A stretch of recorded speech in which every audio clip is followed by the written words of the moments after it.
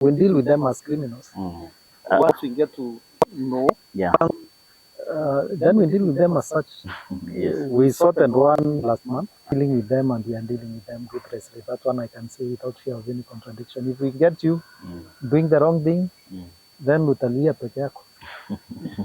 We don't care who has sent you. For moving in into the affordable housing. Affordable housing, it is at around 56% completion. I saw crop failure as a result. Apart from the two, Kitui South and Kitui Central, raises the county at an alarm things. Figures are around 188,550 persons who are in immediate need of relief assistance. Nobody in Kitui is going to die out of hunger. I have no reason not to assure him because so far there is no death. This is Beyond Facts. Hello, ladies and gentlemen. I'm your host, Mary Linguio, and this is Beyond Facts, a show that focuses on politics, leadership, current affairs, and society issues. And today we are privileged to have Kitui County Commissioner, Karibu. Thank you. On the other hand, I have my co-host, Karibu. Greetings, everybody. My name is Philip Mwasia, and this is Beyond Facts show. Today, as you have heard, we have the County Commissioner for Kitui, Mr. Erastus Mbui. We are going to have a chat with him around issues to do with security, drought, and the national government interventions. We are going to discuss about the status of the national government projects in Kitui and many other issues. Karibu sana Bwana Commissioner. Thank you, Bwana Philip. Yes. So, Commissioner, to begin with, briefly introduce yourself, where you head from, shortly your education background and career. And my name is Erastus Mbui. Erastus Mbui is the County Commissioner Kitui, and I'm Master of Arts graduate. Having started my career as a district officer back in 1997, and rose through the ranks to become county commissioner. As a county commissioner, I've served in Trans Nzoia, Nakuru, Nyamira, and Nakuru, Kitui, Nyamira, and then Nakuru again.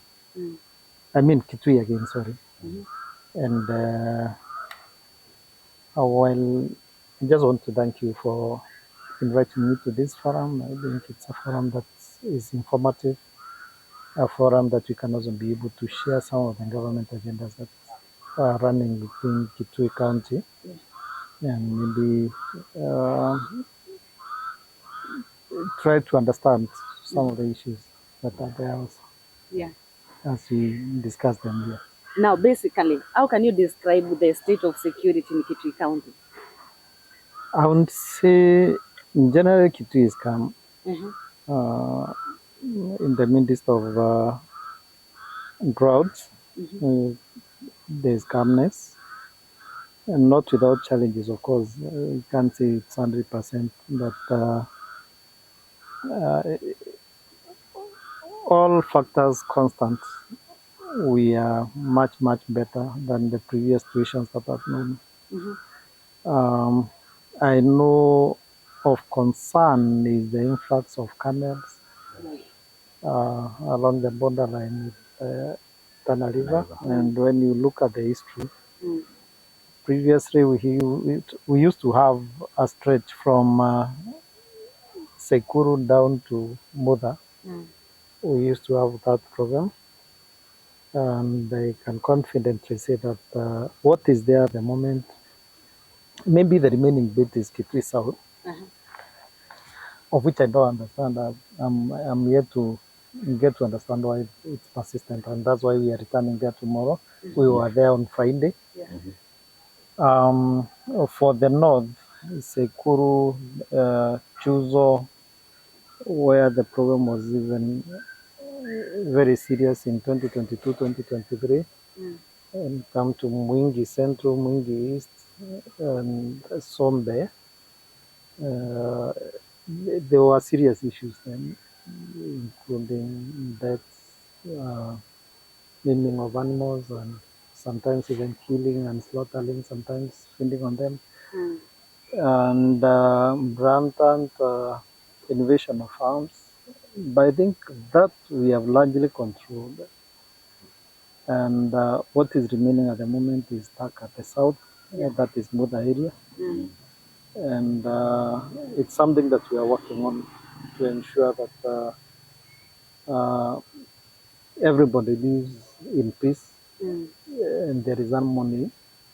Not forgetting that the biggest livestock market is in Muda.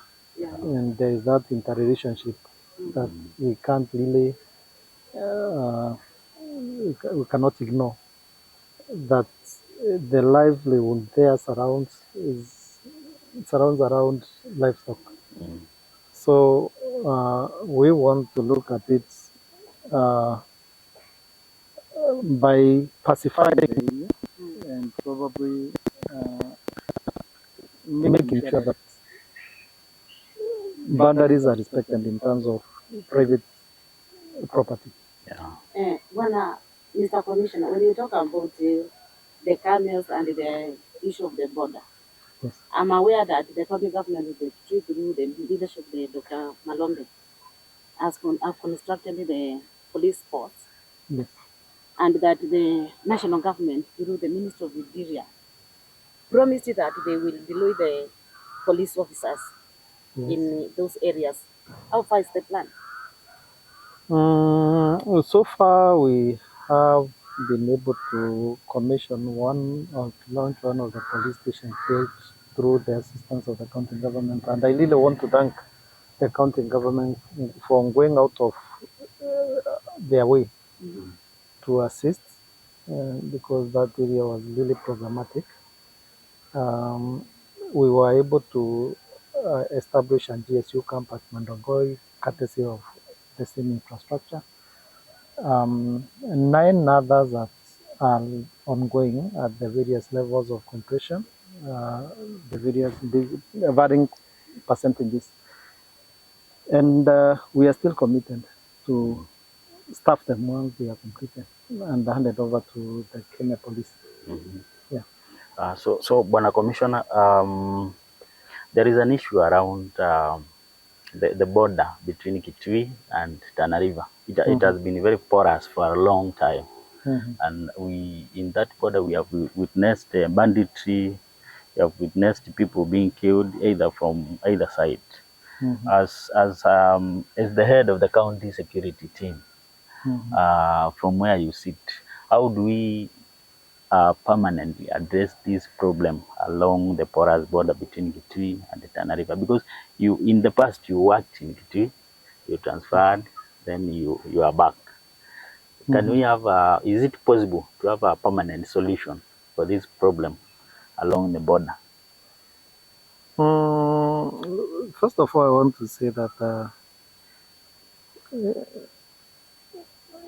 a dispute should not necessarily resort to insecurity, because I've not seen anybody fighting over the boundary issue. And I want to state it here that there is no issue between members of the public themselves of the bordering counties. And therefore, for us, what we are addressing is a security issue. And that's why we are saying, you see now, where the police are located is not a determinant of the boundary of anything, because this is National Police Service. And National Police Service can serve from either side. What we are addressing is an issue of insecurity and trying to manage. Mind you, the biggest chunk of the area in dispute, or the area that is perceived insecure, is a game reserve. We are talking about Mwingi Game Reserve and Kitui South Game Reserve. Yes. And that is where the boundary is. So it's not private. Therefore, I'm not seeing where maybe there can be a conflict between the neighboring communities based on the boundary issue, because the fact remains that the land in between the two counties is actually supposed to be occupied by animals, not human beings. But Bwana Commissioner, in that land, now the game reserves, Yes. we have had reports about people, let me call them bandits, either I don't know from which side, but they go inside the reserve, they are armed, they are also doing charcoal burning, and there are issues that to do with illegal guns. You see now, I would say that the biggest challenge is when the game reserve is not well managed. I don't think there are structures that manage that resource, because to me it's a resource. Definitely, of course, it is supposed to be under the control of the county government, but you realize that even beaconing became a little bit of a problem because we could not agree on where the boundaries between the habitation areas and areas that are supposed to be the game reserve are. That I think that's what I can consider as a boundary dispute. It doesn't involve Tana River County in any way. It is just within Kitui County that there is a disagreement as to where the beacons are. And therefore, it has been also a challenge as to how we can manage, because if we can beacon and fence the game reserve, then the overflow of animals will not be there. So our starting point to resolving the whole issue is getting to know where the game reserve starts and ends. And therefore, if we can have that the beacon selection agreeably, the fencing aspect will also come afterwards, of which, if the fencing is done, we'll have resolved two issues: the human wildlife conflict, and as well as the issue of camel invasion. We handle instances or incidents of insecurity differently. Yes, we have had cases of banditry before, but I wouldn't say for the last 3 years we had serious such issues. Even the stock theft is minimal, ni ile moja moja, not something that can be seen to be full scale. But when you look at the people who come here, they come purely because of pastures. The area is considered to be favorable for, especially for the camels. Yes.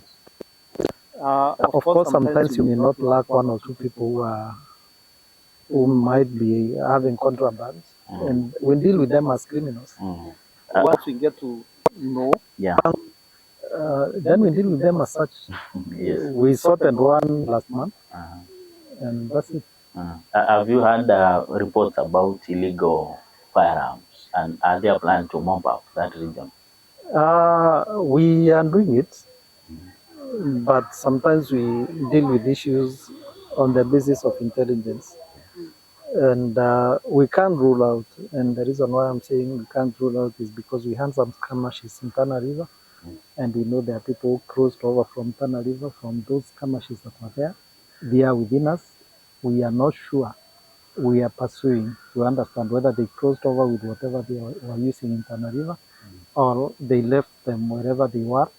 But so far, whoever tried to use here, we were able to recover whatever was being used. At least we recovered one. Okay.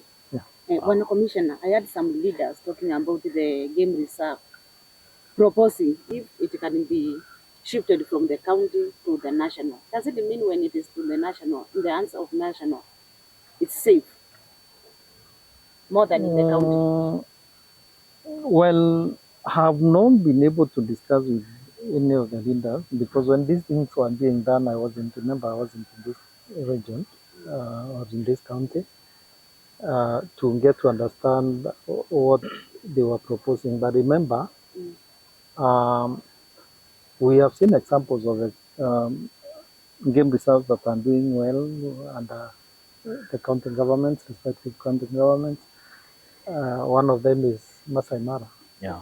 And the other day, Amboseli was handed over to Kajiado, the county government of Oh, Kajiado. Kajiado, yes. I've not understood exactly probably what was intended by that. And maybe when I get the concept is when I can be able to know the reasoning behind it. But we have good examples of national government running the national parks, and we have good examples of county government running also game reserves. So it all depends with probably the reasoning behind it. Yeah. But what I know as of now, um, I haven't seen structures to run the Mwingi Game Reserve and Kitui South Game Reserves. And don't know whether there are any tourism activities within those zones. And it's something that we really require to give a thought, because it can also be an income manner to the county government. Yeah, yeah. Yeah. So now, as we approach the upcoming elections, Mhm. how prepared is your office in terms of security, emerging criminal trends? We are well prepared, and I can say from where I sit, um, I don't see a big threat in Kitui because I've worked in volatile areas before, and I can sense when there is something amiss about insecurity related to politics or related to general elections.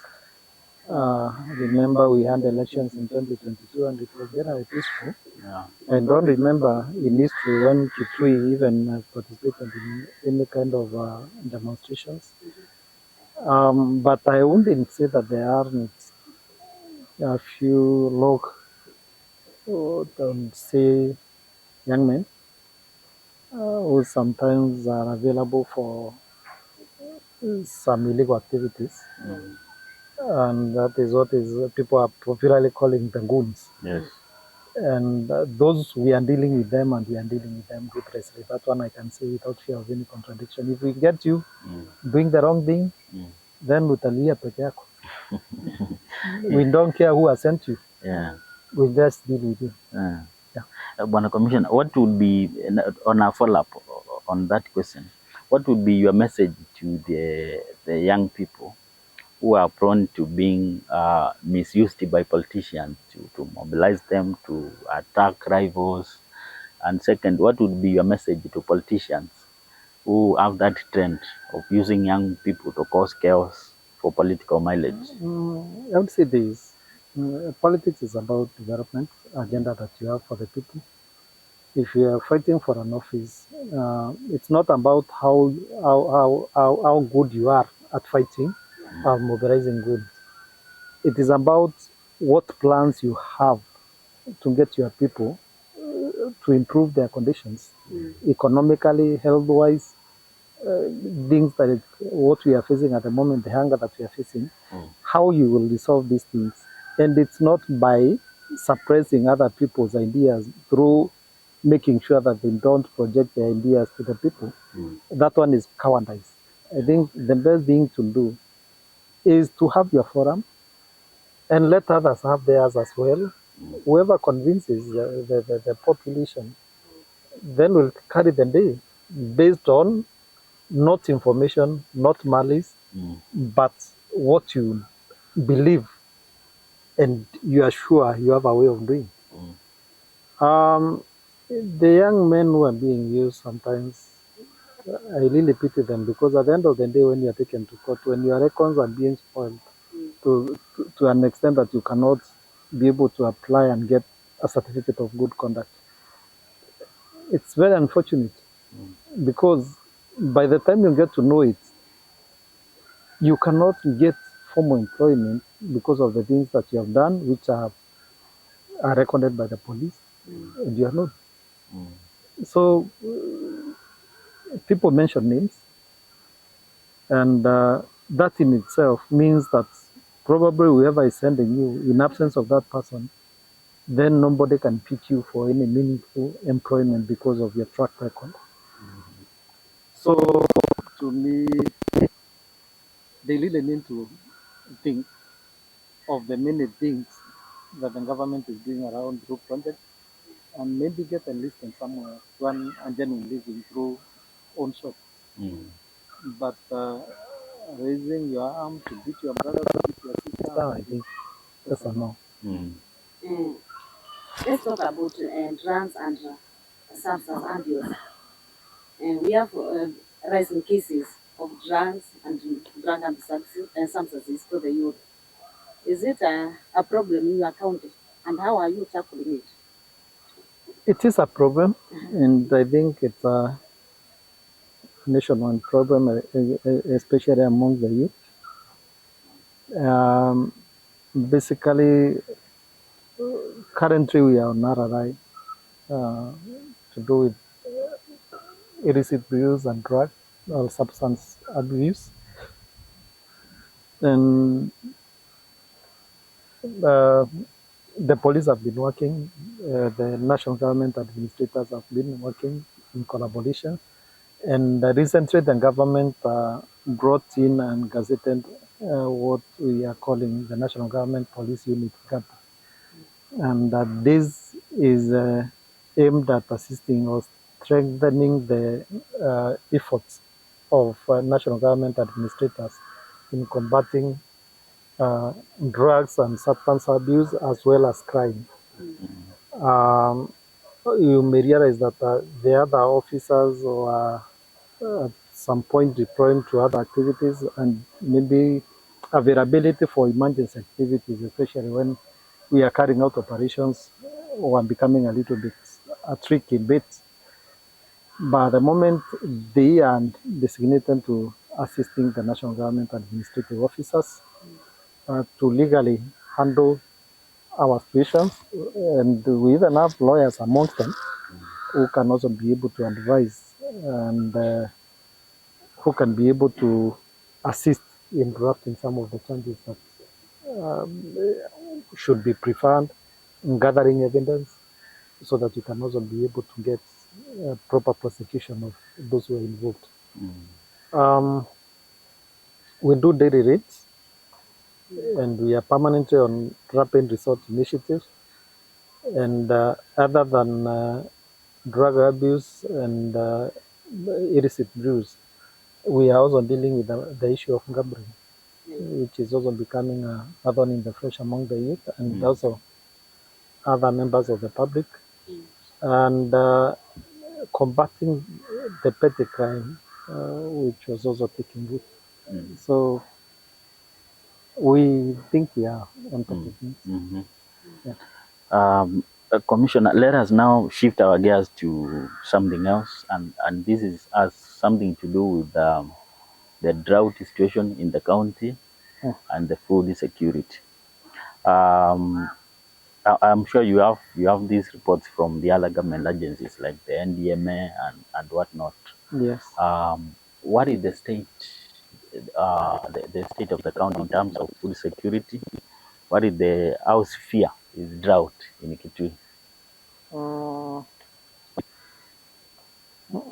I have to say the March April rains, that is 2025, were not as good in many parts. There was failure, total failure in some parts of Kitui during the October and December rain season. Apart from Kitui Central and Kitui South, I think the rest of the county had a serious problem when it comes to rains during the October and December season. That is last year. And this has occasioned a shortage of pastures.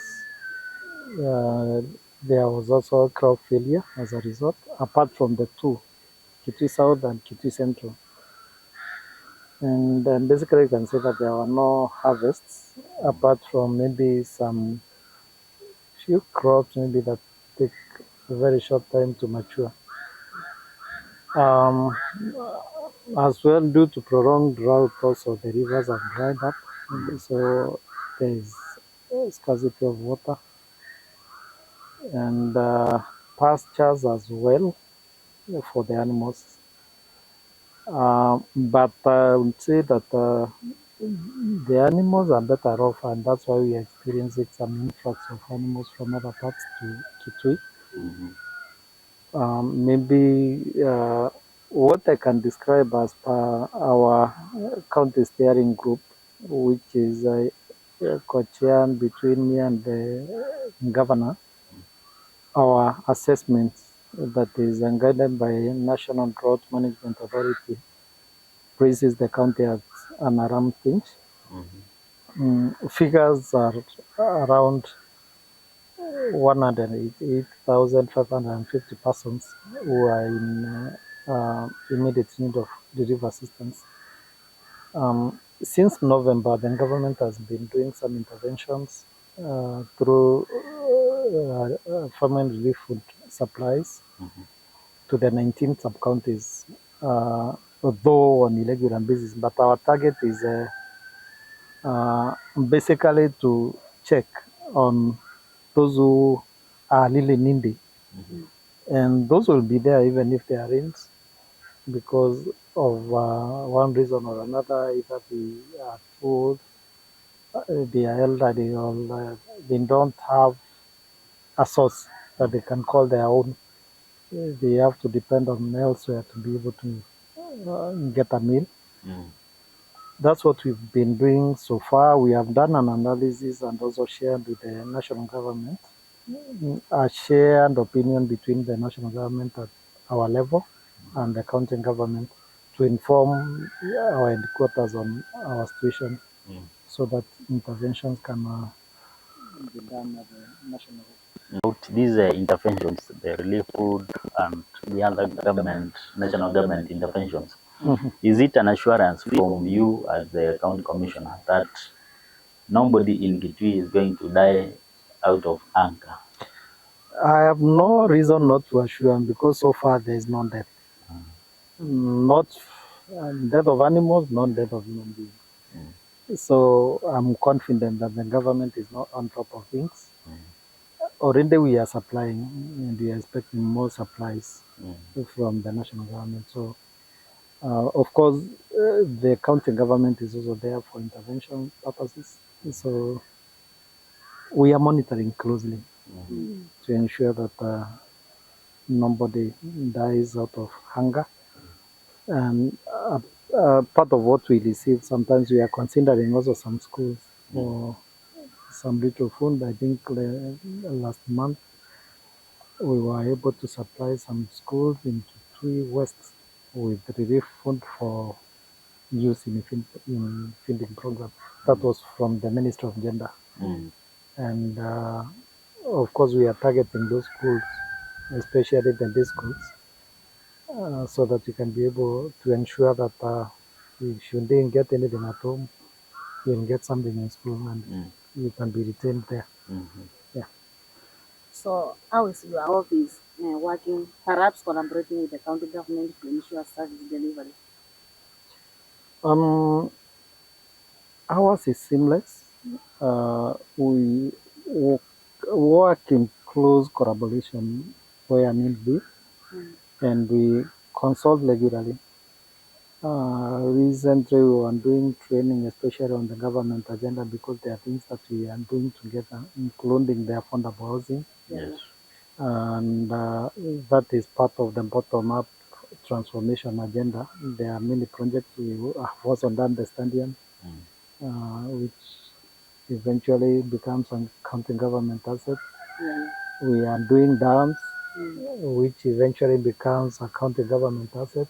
I'm talking of Woman Dam, I'm talking of Twake Dam, I'm talking of the proposed Grand Falls at the border of Tharaka and Kitui, Tharaka and Kitui.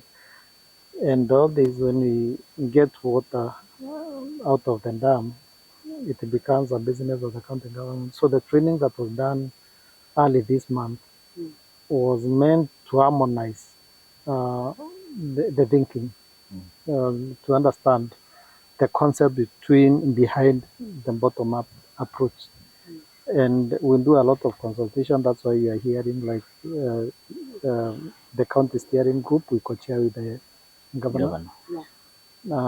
When it comes to matters to do with the alcohol and drugs, the alcohol licensing is on docket within the county government, and we also assist in enforcement to ensure that there is no illegal production, there is no